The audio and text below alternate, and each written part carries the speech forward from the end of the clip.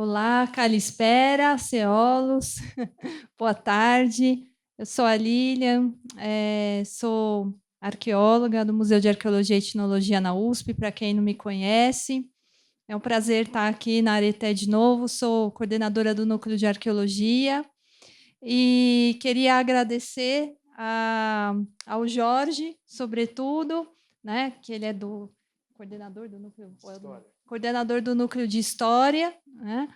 E ele que teve essa ideia de trazer hoje para nós todos esse tema da identidade grega, que, a meu ver, é o filé mignon da história da Grécia, né? De entender entender os gregos, né? Os gregos de hoje, que eu sei que tem muitos aqui, né?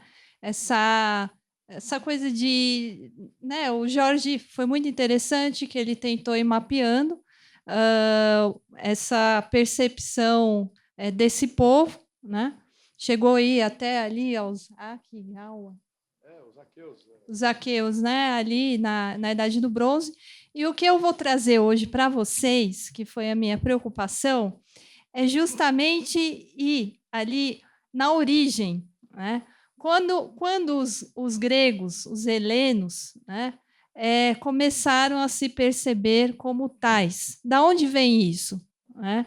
Então, é essa questão. Porque quando a gente fala em Grécia, a gente pensa hoje no Estado, né? No Estado Nacional, da onde vieram a maior parte dos gregos, né? Mas apesar que tem os gregos lá do Egito também, então é uma diáspora muito complexa, né? Tem ali também os do litoral da Turquia. Então, os gregos, desde lá da antiguidade, são um povo de diáspora, se espalham. E eles se espalham já ali desde o século ali dos anos 700 e pouco antes de Cristo, eles já saem ali daquele centro que foi a Grécia, que a gente fala balcânica, o continente, né? E se espalham, começam a se espalhar pelo Mediterrâneo. Chegaram a ir até para o Mar Negro, né? Onde tem as encrencas hoje ali com a Rússia, né? A Ucrânia. Então, é muito complexo discutir o que foi a identidade para esse povo, que é um povo que vivia espalhado, né? Mas vamos lá. Então, eu começo com essa frase desse historiador muito conhecido, que estuda esse tema a fundo, que é o Jonathan Hall, e ele fala o seguinte: os gregos estavam sempre no processo de tornarem-se gregos, mas os estágios cruciais nessa evolução não ocorreram nas brumas escuras da proto-história, né? Ali atrás, mas no próprio período que, para nós, define a glória da Grécia. Então, acho muito bonita essa frase, a glória da Grécia, os períodos gloriosos, né, no qual ele se refere, ali na época do século V a.C., no início, no embate ali com os persas, que eu vou falar para vocês. Mas o que define a identidade de um grupo étnico? Hoje a gente está falando de identidade, que mesmo assim, para quem estuda isso a fundo, é um tema muito difícil. Né? A gente fala de etnia, etnicidade, a gente cai para o tema da antropologia. Né? E hoje a gente tem aqui uma mesa formada bem, né, heterogênea, de formações, isso que vai ser bem interessante, debater a questão da identidade. Sim, grupo étnico. Os gregos antigos eram vários grupos étnicos. Elementos biológicos, língua, religião ou traços culturais são considerados marcadores bastante visíveis de identificação, mas não definem o grupo étnico. Eles são considerados, por quem estuda isso, como superficiais. Já vou explicar por quê. Os critérios que determinam a participação no grupo étnico são associações a um mito de descendência comum e parentesco, associação a um território específico, um sentimento histórico compartilhado. Todos esses critérios em que os gregos fundamentavam sua autoidentificação, que nem o Jorge mostrou aqui, eles transformaram-se de acordo com a época. Isso eu vou mostrar para vocês. Identidade não é uma coisa fixa no tempo. Né? E eu acredito que São Paulo é um lugar de gente de migração, Cada um aqui da região que veio, pode ser da Grécia ou de uma região do Brasil que for, tem para si um critério de identidade, vem à mente isso, né? E isso varia com o tempo. A identidade étnica entre aqueles que chamamos de gregos, mas que não se auto-identificavam como tais até antes do final do período arcaico, que é ali, final do período arcaico, século VI a.C., 500 e poucos a.C., foi expressa em termos de parentesco fictício relacionadas às genealogias mitológicas, que ele já falou um pouco aqui, que produziram os epônimos étnicos de Doro, Eulo e Ion. Já vou falar isso. Epônimo tem sempre a ver com o local, né? Já vou explicar. Durante o período arcaico, do século VIII ao VI, no continente grego, aqui eu estou falando do Peloponeso, daquela região, os critérios de identidade eram a descendência e um território comum, e não a cultura ou mesmo a língua. Vão vendo como é complexo isso. Nesse período, outros níveis de identificação foram mais salientes para os gregos. Afiliações ao oikos, a questão da casa da família, a origem daquela pessoa, a polis, a cidade dela, ou aos subétnos gregos, que eu vou explicar, que são os jônios, os dórios. Eu acho que todo mundo que já estudou um pouco da história da Grécia já ouviu falar dos dórios, dos jônios, ele falou dos aqueus aqui, já vou explicar. Então, nessa época, o que era mais importante, e isso continuou, tá? Isso daí vai mudar, eu vou mostrar, mas isso é tão forte na cultura grega antiga, essas afiliações, que elas vão continuar ainda por um bom tempo na antiguidade, né? Vou explicar. O século VI foi o período crucial para essa cristalização da identidade grega. Foi justo nessa época que o termo Elas aparece pela primeira vez na poesia de Xenófanes, aquele filósofo pré-socrático. Tão interessante. Significando, sem ambiguidades, o que chamamos de Grécia. Ou, para ser mais preciso, o mundo grego. Lembra que eu falei para vocês que os gregos eram espalhados. Então, a gente chama isso de mundo grego. Né? Encontramos o mesmo padrão para o termo helenos, que não é empregado para designar os gregos em um sentido abrangente e coletivo antes desse período, o século VI a.C. O nome Elas é encontrado na Ilíada, mas a área a qual este nome se refere é extremamente limitada. Em passagens do livro 9, Elas é definida como a região ao redor do vale do rio Espéquio, na Grécia Central. Então, vejam como vão mudando as coisas com a época. Na Odisseia, entretanto, Elas parece ter sido imaginada como uma área muito maior, a Grécia Central, o norte do Istmo de Corinto, o coração das terras ali da região de Argos e o Peloponeso. Vejam bem, a Ilíada e a Odisseia são ali, a gente acredita que foram reunidos, né, eram poemas orais, foram reunidos ali do século VIII a.C., da época lá do início da época arcaica.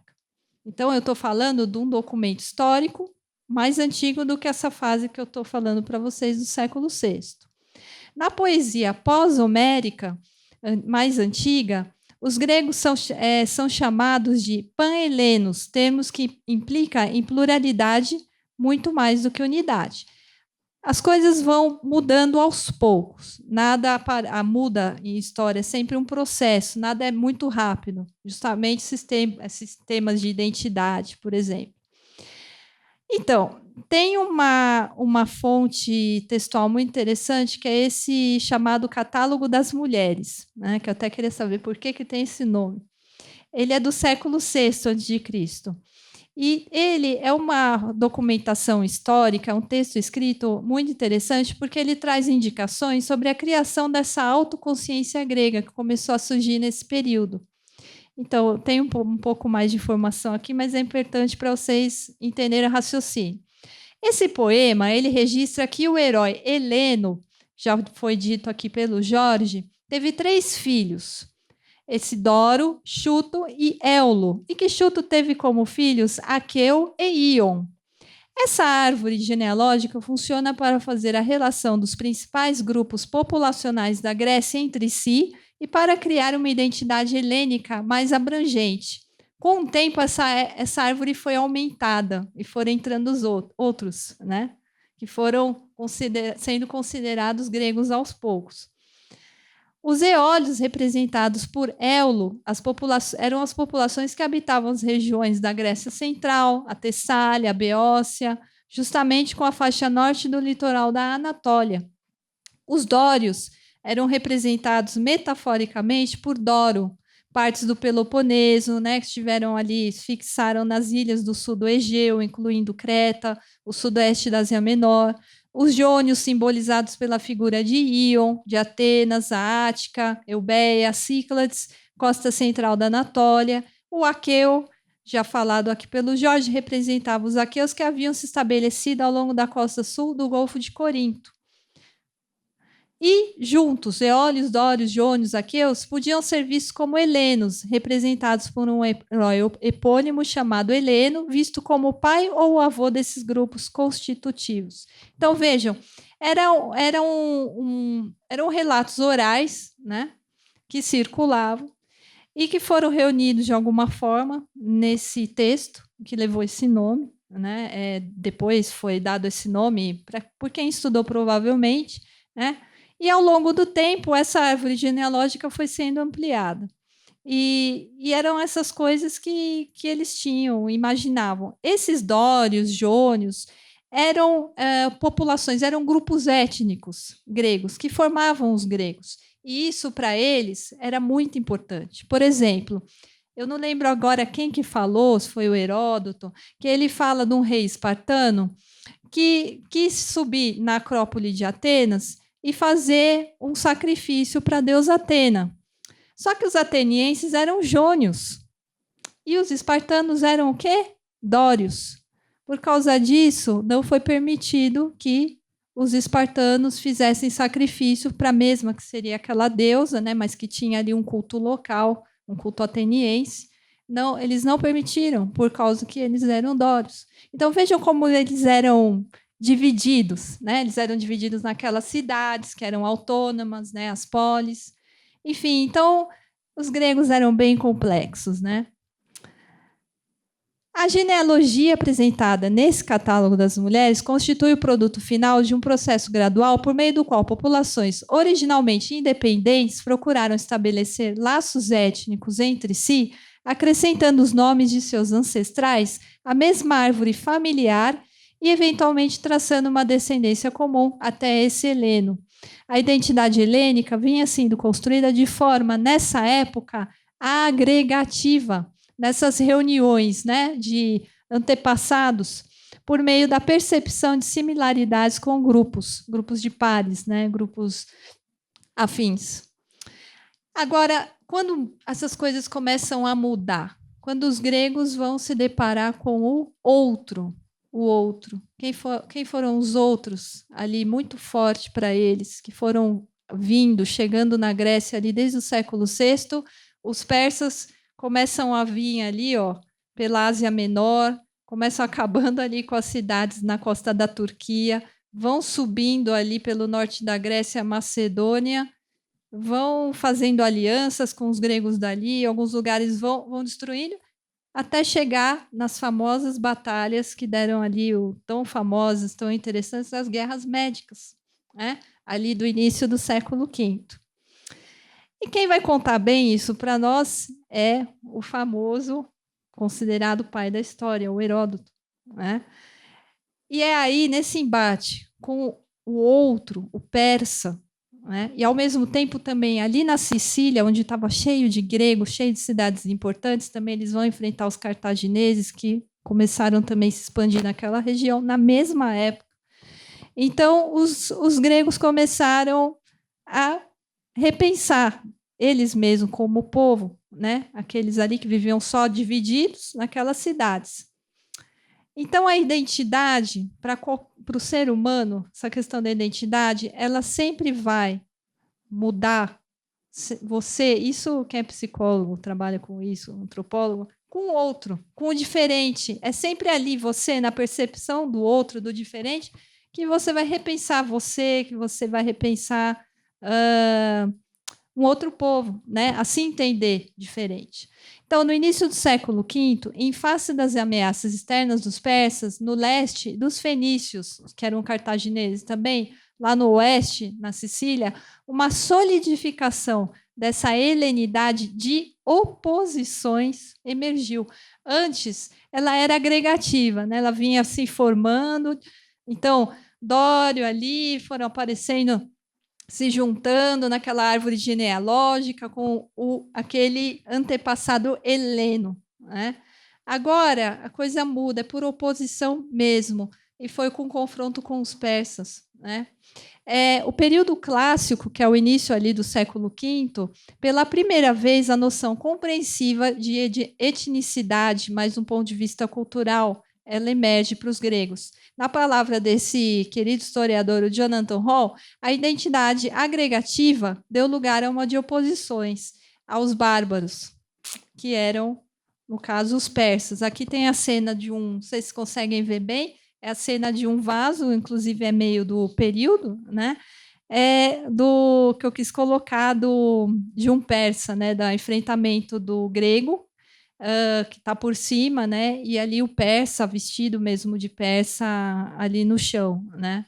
Enfim, tem toda uma questão aí nessa pintura, na concepção, né? Os artistas atenienses, os ceramistas atenienses, áticos, né?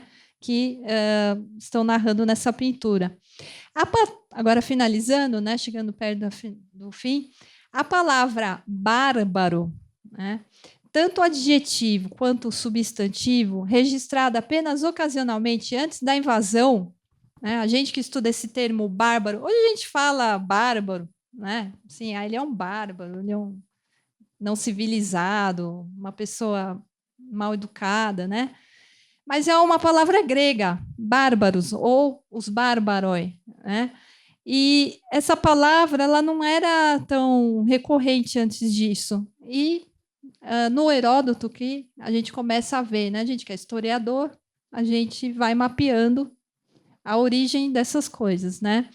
Então, antes da invasão, agora ela entra agora em uso comum para designar não somente os persas, mas todos os outros grupos de não gregos, sem qualquer diferenciação. Então, os cartagineses que estavam invadindo os gregos lá da Sicília, enfim.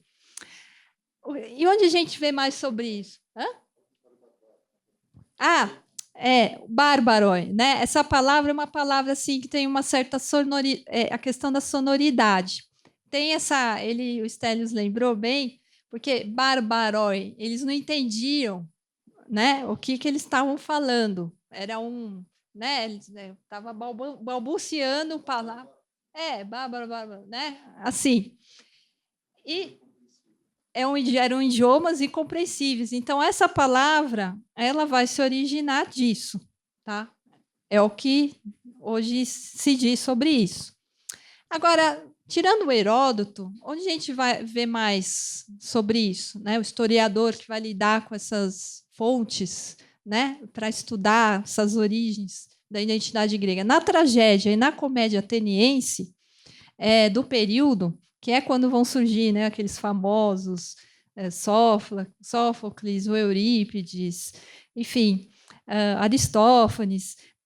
Os personagens bárbaros que vão aparecer, eles passam a assumir um papel mais central e são, em geral, representados como cruéis, sem moderação, covardes, servis. Né?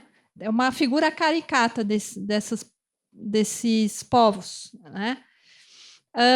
Aqui eu pus uma cena, também é uma cerâmica, um detalhe, de um arqueiro persa, né? Representado na cerâmica ática de figuras negras, né? Eram cerâmicas pintadas em Atenas. Eu tentei procurar alguma imagem caricaturizada na cerâmica ática, mas também não encontrei.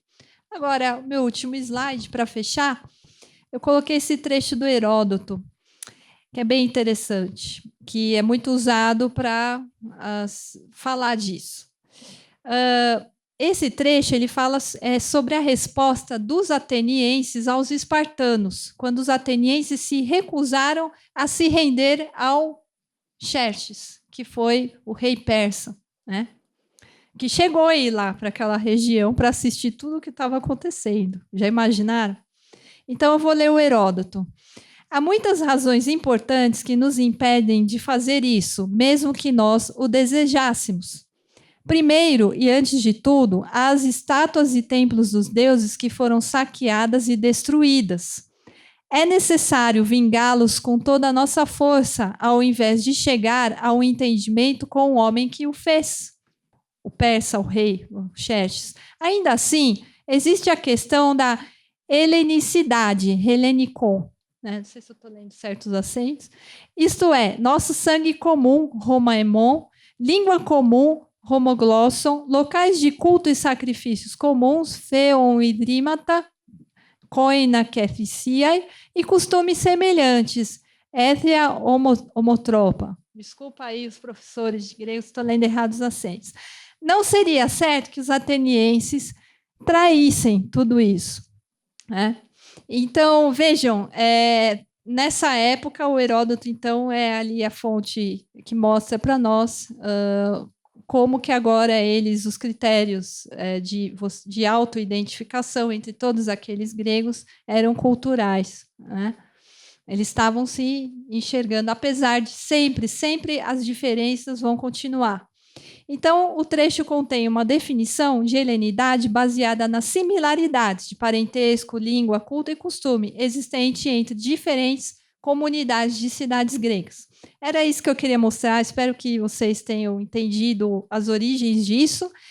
E sempre pensem o seguinte: os gregos começaram a se ver similares, mas a diversidade vai sempre predominar para os gregos. Quem era Dório, Jônio, enfim, é isso que é interessante, tá? E onde eles vão se exercitar isso eram nos santuários pan-helênicos. Olímpia, no Peloponeso, foi o principal deles. E ali eles iam exercer essa similaridade cultural, ao mesmo tempo que eles iam se mostrar diferentes um para o outro. Então, é isso.